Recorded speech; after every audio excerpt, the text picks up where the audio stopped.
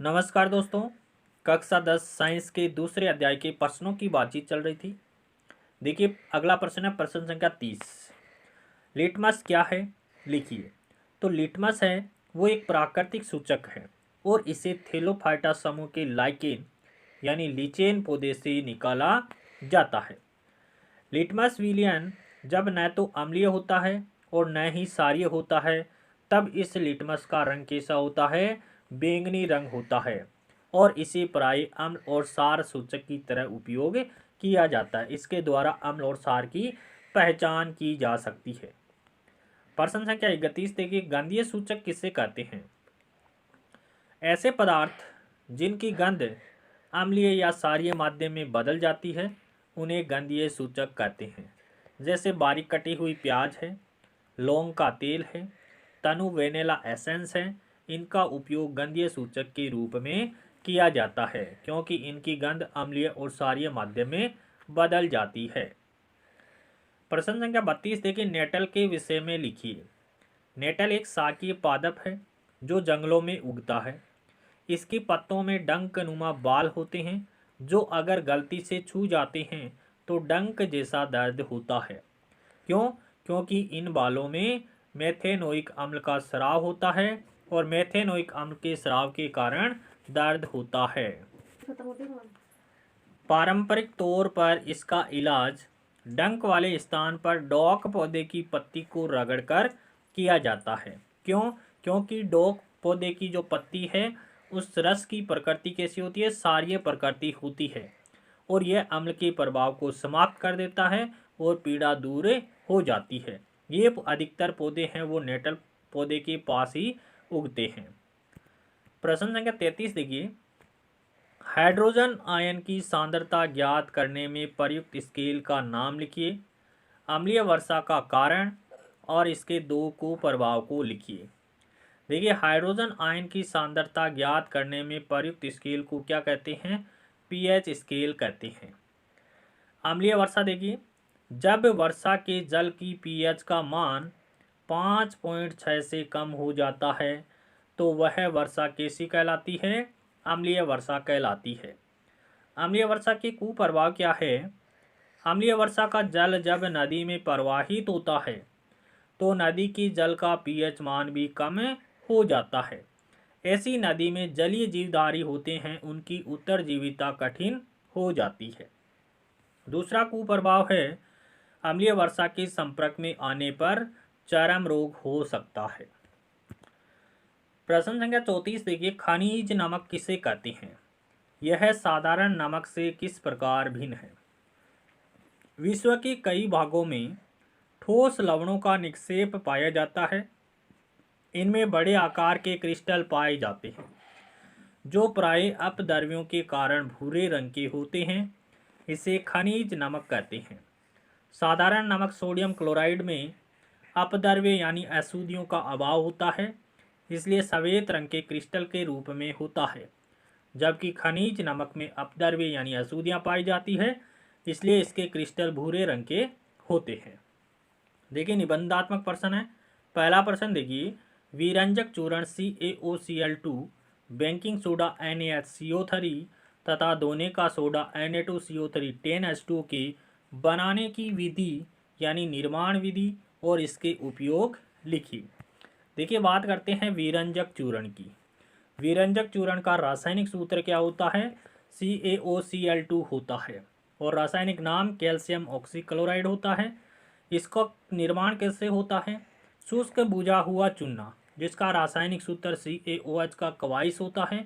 Calcium hydroxide भी इसे कहते हैं। शुष्क बुझे हुए चूने पर क्लोरीन की क्रिया से विरंजक चूर्ण का निर्माण होता है। विरंजक चूर्ण को CaOCl2 से दर्शाया जाता है। वास्तविक संगठन है वो इसका काफ़ी जटिल होता है। देखिए CaOH का कवाइस प्लस Cl2 क्लोरीन गैस है। CaOCl2 विरंजक चूर्ण बनता है प्लस जल का निर्माण होता है। विरंजक चूर्ण के उपयोग देखिए, वस्त्र उद्योग में सूती एवं लिनेन के विरंजन में इसका उपयोग करते हैं। कागज़ की फैक्ट्री में, लकड़ी के मज्जा एवं लाउंड्री में साफ कपड़ों के विरंजन के लिए विरंजक चूर्ण का उपयोग किया जाता है। कई रासायनिक उद्योगों में एक उपचायक के रूप में भी वीरंजक चूर्ण का प्रयोग किया जाता है और पीने वाले जल को जीवाणु मुक्त करने के लिए रोगाणुनाशक के रूप में भी वीरंजक चूर्ण का उपयोग किया जाता है। दूसरा देखिए बेकिंग सोडा। बेकिंग सोडा है NaHCO3। NaCl की NH3 तथा CO2 गैस से क्रिया द्वारा NaHCO3 का निर्माण किया जाता है। रासायनिक समीकरण देखें, NaCl sodium chloride plus H2O plus CO2 plus NH3, इनकी क्रिया से NH4Cl अमोनियम क्लोराइड और NaHCO3 बेकिंग सोडा बनता है। NaHCO3 को सोडियम हाइड्रोजन कार्बोनेट भी कहते हैं। यह एक दुर्बल असंक्षारक क्षारक है। दुर्बल क्षार है ये। खाना पकाते समय इसे गर्म करने पर अग्र अभिक्रिया होती है। देखिए रासायनिक समीकरण देखते हैं। 2NaHCO3 सोडियम हाइड्रोजन कार्बोनेट के दो अणु हैं। इनको गर्म करते हैं, उष्मा देते हैं तो सोडियम कार्बोनेट Na2CO3 बनता है प्लस H2O बनता है प्लस कार्बन डाइऑक्साइड गैस मुक्त होती है। आगे देखिए बेकिंग सोडा के उपयोग कौन कौन से हैं। बेकिंग पाउडर बनाने में। और बेकिंग पाउडर क्या होता है? Baking soda sodium hydrogen carbonate कहते हैं और टार्टरिक एसिड का मिश्रण होता है। बेकिंग सोडा और बेकिंग पाउडर में क्या अंतर है? बेकिंग सोडा है वो NaHCO3 होता है। बेकिंग पाउडर है वो बेकिंग सोडा के अंदर टार्टरिक एसिड मिला देते हैं तो बेकिंग पाउडर बनता है। जब बेकिंग पाउडर को गर्म करते हैं या जल में मिलाया जाता है तो निम्न अभिक्रिया संपन्न होती है। NaHCO3 किसी अम्ल के साथ अभिक्रिया करता है तो CO2 गैस बनती है, H2O का निर्माण होता है प्लस जो एसिड मिला रहे हैं उस अम्ल का सोडियम लवण बनता है। मान लीजिए HCl बना रहे हैं तो NaCl का निर्माण हो जाता है और H2SO4 मिलाते हैं तो Na2SO4 का निर्माण हो जाता है। इस प्रकार से उसी प्रकार के सोडियम लवण का निर्माण होता है।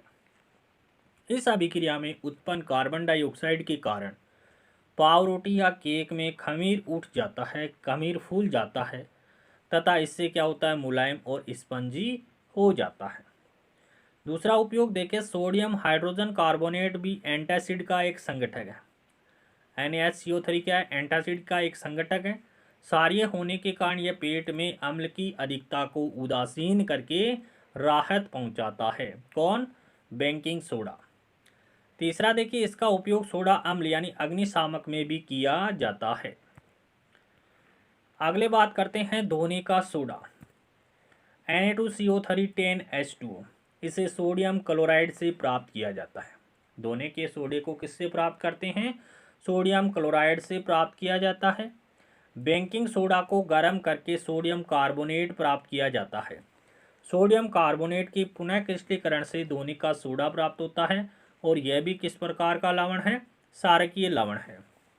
देखिए NaHCO3, दो NaHCO3 बेकिंग सोडा को गर्म करते हैं तो Na2CO3 H2O plus CO2 gas बनती है और Na2CO3 में 10 अणु H2O के डालते हैं तो Na2CO3 10H2O बनता है। क्या बनता है?